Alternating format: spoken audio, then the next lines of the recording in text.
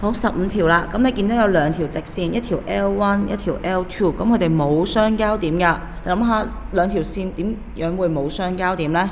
即係證明佢兩條線係會平行。佢哋平行嘅話，永遠都唔會有相交點㗎啦。咁平行嘅話，兩條線有咩關係啊？咁你應該記得㗎啦。咁如果兩條線平行嘅話呢，佢兩條線嘅斜率呢係會相同嘅。你想象下啦，呢度垂滑梯同呢度垂滑梯其實個斜度係一樣嘅，個感覺都係一樣嘅，所以一樣等於啦。好啦，咁我哋點樣計斜率呢？咁你唔想背公式嘅話呢，我哋就用翻你最中意嗰條式 y 等於 mx 加 c， 咁揾 y 做主項。好啦，咁我 L1 先啦 ，y 做主項，咁就將負6y 調過變正6y 啦 ，bx 加5。好啦，咁同樣地將個乘6調過去變除6，得唔得？6y 係乘嘅意思，咁除6咧順便分埋俾佢哋啦。咁你攞 b over 6啊 ，x 再加5 over 6。好啦，咁你見到啦，好明顯個斜率咧就係黐住 x 嗰個，就係 b over 6啦。咁我寫低佢啦。原來 L1 嘅斜率係 b over 6嚟嘅。好啦，到右邊做同樣嘅嘢啦，揾 y 做主項，同樣地負 by 調過變正 by 啦，24x 減7留喺度。咁今次呢個 b 就調過去除啦，咁就24同7都要除個 b。咁今次個斜率呢，就係黐住 x 嗰個，就係 24b 啦。好啦，我哋而家要計波喎。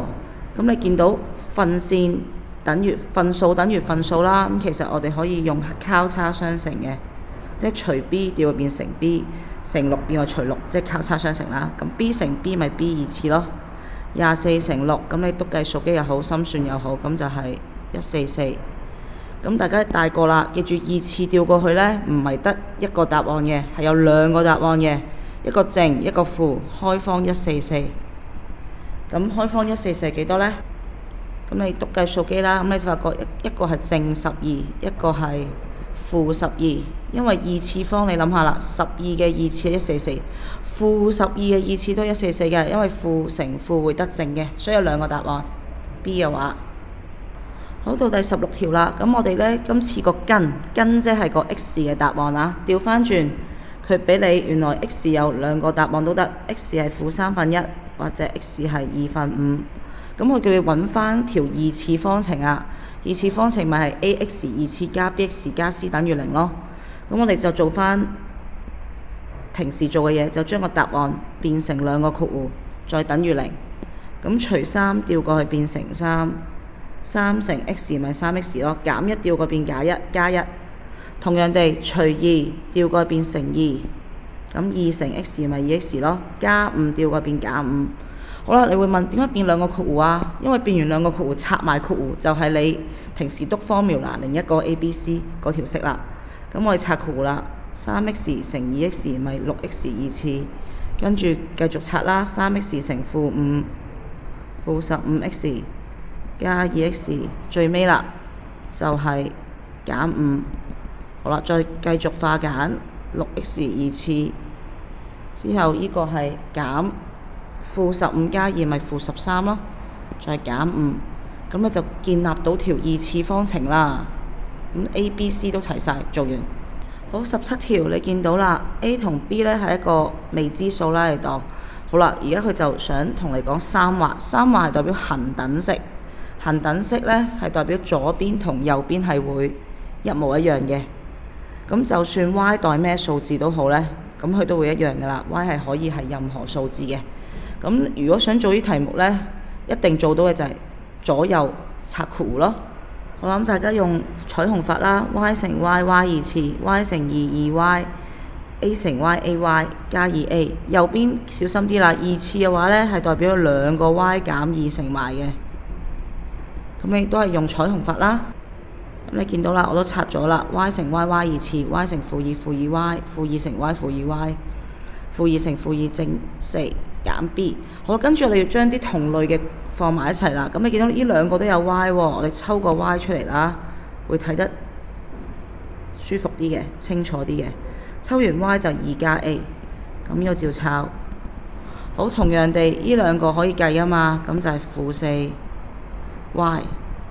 好，到最尾嗰個啦，就係4減 b 呢，其實都係冇 y 嘅，我哋用括弧代住佢啦。好，跟住做嘅嘢呢，我哋要計 b 啊嘛，但係我哋都要比較下嘅。好啦，咁你見到啦 y 二次一樣啦。好啦，咁依個同依個都會一樣嘅喎，y 項都會一樣嘅喎。所以見到啦，原來2加 a 括弧乘 y 等於負4y。咁我哋抄前面嗰得㗎啦，個 y 唔要㗎啦。所以原來2加 a 一定會等於負4。咁 a 咪係負6咯。明唔明白？兩個都有黐住 y， 前面係2加 a， 前面係負4。咁啱啱講咗恒等式係左邊同右邊係會一樣嘅。好啦，你會問 Miss 計 b 喎，咁放心，我哋仲有呢個冇 y 嘅常數項，2a 會等於4減 b， 咁 a 都計咗啦，係負6啊嘛。咁之後就繼續計埋落去啦。咁2乘負6係負12，等於4減 b， 咁減 b 調過去變正 b。減12調過去變加12，所以 b 就係16啦。咁答案就係 D for dog。好，第18條呢，無理數，大家記住啦，無理數呢就變唔到份數嘅，係點都變唔到份數嘅。即就算你用計數機入完之後，咁你例如你用計數機入翻啦，3.1444444，咁你又要入到手指痛啦。即係記住撳 EXE 啊，要撳 Shift ABC。咁你發覺呢係變到份數嘅喎，係283 over 90嘅。咁同樣地，你入計數機入呢個啦，7除開方25，係啦。咁你記住刪括弧啦 ，EXE。咁你又入多次 Shift ABC， 你發覺都變到份數嘅喎。咁就係7 over 5。好啦，到派咯喎，派點樣入呢？就係 Shift 之後撳 EXP。咁記住要攞2次啦，2次方你仲記得啦，就 X 2次個掣，咁一樣要撳 XE 啊，咁又係 Shift ABC 啦。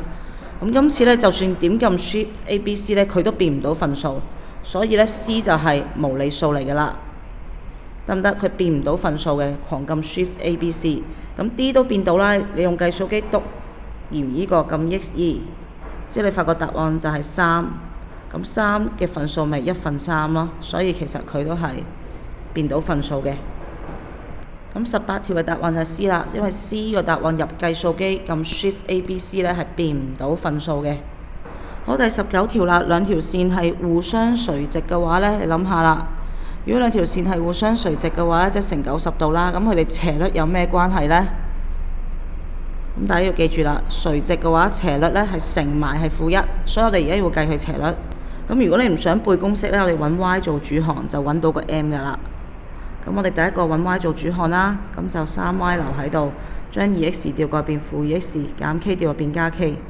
咁同樣地，我哋將佢分翻乘3調過去變除3同除3，所以個 m 就係負2 over 3啦。同樣地，另外一條線我哋都揾 y 做主項啦。咁我將 2kx 加11留喺度，將負8y 調過去變正8y。咁下一步做同樣嘅嘢，就將個乘8調過去變除8。咁咧就見到個 m 就係 2k over 8啦，黐住 x 嗰隻 m 啊。咁呢個係 c 嚟嘅，咁我哋唔使用 c 啊今次。好啦，咁記住咯喎，兩個斜率乘埋係負1啊嘛，所以你照抄啦，負2 over 3再乘2k over 8，原來係一定等於負1嘅，因為佢哋係垂直。好，咁跟住做嘅嘢就係化簡啦。咁你見到2同8有得約啦，2同8有得約啦，咁你慢慢約咗佢啦。2同8約正4， 4同2又約正2，咁所以剩翻就係6嚟嘅。咁右邊等於負1，得唔得？4同2有得約啊，剩翻2啦。咁上面剩翻阿 k， 下面剩翻3乘2係6。咁之後負同負都約埋啦，咁 k 咪係6咯，所以答案係 D。好，到最後一題啦。咁你見到啦，兩點13同59係兩點嘅坐標，我哋要求 A、B 垂直平分線嘅方程啦。咁同學會問咩叫垂直平分線呢？好啦，咁第一件事呢，我建議大家畫翻幅圖先。咁13大概喺度啦，x 係1 y 係3， 59大概喺度啦。咁你見到啦 ，AB 呢本身呢都可以連住佢嘅，但我哋唔係求 AB 嘅方程啊。咁咩叫佢垂直平分線呢？咁第一件事揾翻 AB 嘅終點，中間個點，咁我叫佢做 M 啦。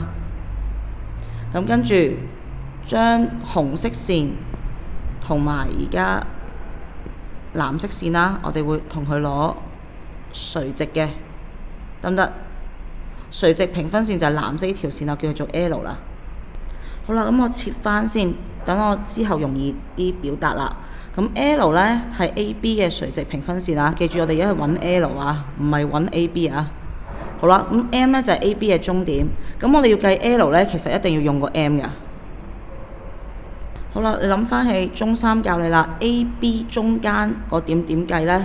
咁條公式大家記住啦，就係 x1 加 x2 除 2，y1 加 y2 除 2。咁咩叫 x1 呢？就係左邊嗰個，所以1加5除 2。同樣地就係右邊嗰個3加9除 2。咁你就計到 M 嘅坐標㗎啦。咁 M 嘅坐標就係3同埋6啦。好啦，你就恭喜你啦 ！L 嗰條線你有一點啦，就係3同6。咁得一點可唔可以計到方程呢？你仲記得啦？我哋個方程呢係 y 等於 mx 加 c 啊嘛。咁但係我哋要有個 m 先得㗎嘛。個 c 你可以靠3同6計到，但個 m 好重要嘅。咁我 m 點揾出嚟呢？即係 L 嘅斜率。咁我切 L 嘅斜率做 m。好啦，咁因為記住啦 ，AB 呢同 L 呢係垂直㗎，因為有直角啊，見唔見到？咁你仲記得啦？如果佢哋兩條線係垂直嘅話，咁 AB 嘅斜率同 L 嘅斜率呢係有咩關係啊？咁大家仲係唔記得就要記翻啦。如果兩條線係成90度嘅話呢，佢哋斜率乘埋呢係會一定等於負1㗎。咁 AB 嘅斜率我哋而家計咯喎。用翻條式 y1 減 y2 即係9減3，x1 減x2 即係5減1。好啦，再乘翻 L 嘅斜率即係 m 咯，就會等於負1。咁9減3係6，5減1係4。咁之後我哋要計個 m 啊，因為 m 先係我哋要計嘅嘢。好，咁跟住繼續計啦。咁將佢負1乘調過去變除6 over 4，其實可以約減嘅，即係3。over 2啦，咁你可以一早約咗佢啦。咁叫住調位3 over 2調轉就2 over 3，咁就係負2 over 3。好，恭喜大家啦！你 L 嗰個 M 已經知道啦，係負2 over 3，你爭個 C 未計嘅啫。咁 C 點計啊？咁而家靠36啦。你咁辛苦揾個終點，就係用佢代落去揾翻個 C 啦。所以我哋寫低先，原來 L 我已經知道佢嘅 M 呢係負2 over 3。個 C 我仲係唔知，所以你就代 M 嘅坐標。好，你代翻 M 嘅坐標啊，就係 x 係3，y 係6，入翻落我哋嗰條 L 嘅方程入面。咁你只要將 x 變做3，y 做6，y 變做6就計到 C 㗎啦。好，咁3同3約咗啦，剩翻負2。咁負2調過變正2，咁 C 就係8啦，所以恭喜你啦。L 嗰條式 AB 嘅垂直平分線呢，就係 y 等於負2 over 3x 加8，因為 C 計都係8。咁跟住答翻答句啦。垂直平分線是 AB 嘅垂直平分線啦，就係 y 等於負2 over 3x 加8啦。